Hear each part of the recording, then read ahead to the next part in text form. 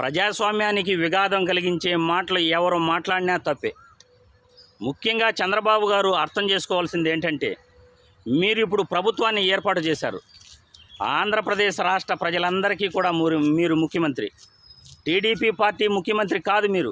TDP పార్టీకి ముఖ్యమంత్రి కాదు మీరు. ఆంధ్రప్రదేశ్ రాష్ట్ర ప్రజలందరికీ కూడా మీరు ముఖ్యమంత్రి.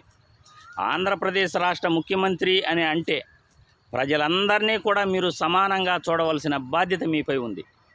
గత కొన్ని రోజులుగా దాడులు చూస్తుంటే ప్రజాస్వామ్యానికి విఘాతం కలుగుతుందేమో అని భయం వేస్తుంది.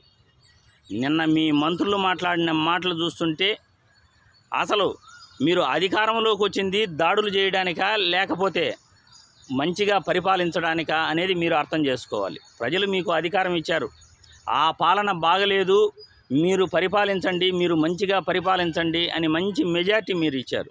దీనిని సద్వినియోగం చేసుకోవాలి. కానీ మీరు సద్వినియోగం చేసుకోకపోగా మీరు అధికారంలోకి వచ్చిన మొదటి రోజు నుండి కూడా దాడులు జరుగుతున్నాయి. ఇది ప్రజాస్వామ్యానికి విఘాతం. అచ్చెన్నాయుడు గారు మాట్లాడుతూ పసుపు బిళ్ళ వేసుకుని మీరు ఏ ఆఫీస్కి వెళ్ళినా మీకు టీ ఇచ్చి కూర్చోబెట్టి మీ పని చేసి పెడతారు, లేకపోతే అధికారులు అంతు చూస్తాం అనేటట్లు ఆయన మాట్లాడాడు. ఇది చాలా చాలా తప్పు. రాష్ట్ర మంత్రిగా ఉండి ఇటువంటి మాటలు మాట్లాడటం మనం ఏం సంకేతం ప్రజల్లోకి పంపిస్తున్నామో చంద్రబాబు గారు అర్థం చేసుకోవాలి.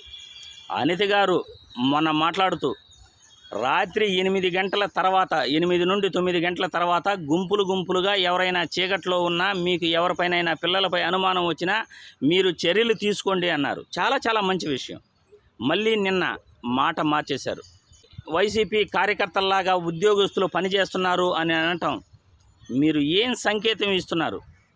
ఉద్యోగస్తులను కూడా మీరు ఒక పార్టీకి అంటగడుతున్నారు అని అంటే తప్పుడు సంకేతాలు ప్రజల్లోకి తీసుకెళ్తున్నారు అని క్లియర్గా అర్థమవుతూ ఉంది.